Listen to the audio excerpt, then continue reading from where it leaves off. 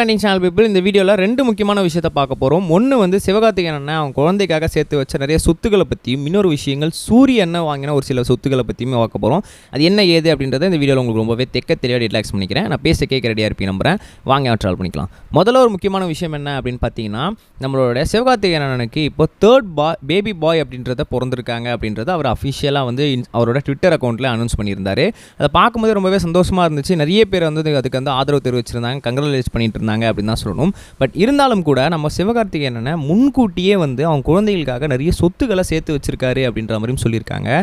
ஏன் அப்படின்னு கேட்டிங்கன்னா, இந்த தேர்ட் குழந்தை அப்படின்றத அவர் ரொம்பவே வந்து சீக்ரெட்டாக ரொம்பவே வந்து பத்திரமா வச்சுருந்துருக்காரு. ஏன்னா யார்கிட்டையுமே கூட அனௌன்ஸ் கூட பண்ணலை, நம்மளா பார்த்து கண்டுபிடிச்சது தான் அப்படின்னும் போது அவர் ரொம்பவே வந்து கண்ணும் கருத்துமாக பார்த்துட்டு இருந்திருக்கிறாரு.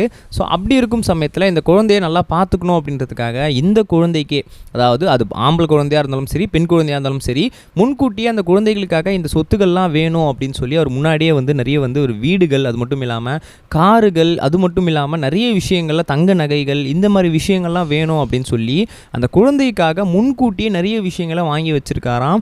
ஏன் அப்படின்னு கேட்டிங்கன்னா, எந்த ஒரு வகையிலையுமே வந்து நான் பட்ட கஷ்டத்தை என் பையன் வந்து படக்கூடாது, என் பொண்ணு வந்து படக்கூடாது. அது என்ன குழந்தையோ எனக்கு தெரியல, பட் இருந்தாலும் கூட அந்த குழந்தைக்காக இந்த விஷயங்கள்லாம் நான் சேர்த்து வச்சுருக்கேன், இந்த விஷயங்கள்லாம் நான் வாங்கி வச்சுருக்கேன், இதெல்லாம் நான் இன்வெஸ்ட் பண்ணி வச்சுருக்கேன் அப்படின்னு சொல்லி சிவகார்த்திகேயன் நிறைய விஷயங்களை அந்த குழந்தைக்காக பண்ணியிருக்காராம். ஸோ அப்படி இருக்கும் சமயத்தில் இப்போ அதெல்லாம் தான் சோஷியல் மீடியா ரொம்பவே வந்து கலக்கிட்டு இருக்கு அப்படின்னு தான் சொல்லணும். எப்படிப்பா எந்த குழந்தைனே தெரியாமல் அதுக்கெலாம் எது வச்சுருக்கீங்க அப்படின்னு கேட்டாலுமே, எந்த குழந்தையாக இருந்தாலும் சரி, அதுக்காக வந்து ஒரு கார் இருக்கிறதோ, இல்லை தங்க நகைகள் இருக்கிறதோ, அதுக்காக வந்து வீடு இருக்கிறதோ அப்படின்றது அது ஒரு காமன் ஜெண்டர் விஷயம்னால ஸோ இந்த மாதிரி விஷயங்கள்லாம் வந்து வாங்கி வச்சுருக்காரு. ஸோ அந்த குழந்தை ஃபினான்ஷியல் ரீதியெல்லாம் வந்து ஃப்யூச்சர்லேயும் சரி, இப்பவும் சரி, அந்த குழந்தைக்கு எதுவுமே இல்லை அப்படின்ற மாதிரி இருக்கக்கூடாது.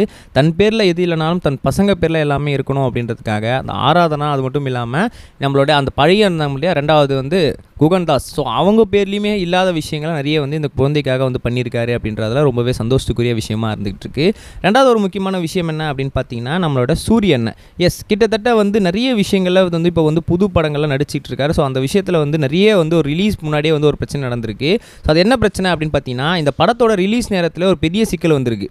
அது என்ன அப்படின்னு பார்த்தீங்கன்னா, படத்திற்காக வந்து 7 கோடி ரூபாய் வந்து கடனாக வந்து வாங்கியிருக்கிறாங்க அந்த நேரத்தில். ஸோ அதுக்காக வந்து மதுரை அன்பு என்பவரிடம் வந்து 20 கோடி கடனாக வந்து செட்டில் செய்ய முடியாமல் வந்து தயாரிப்பாளர் வந்து ரொம்பவே வந்து தவிச்சிட்டு வந்துருந்துருக்கிறாரு.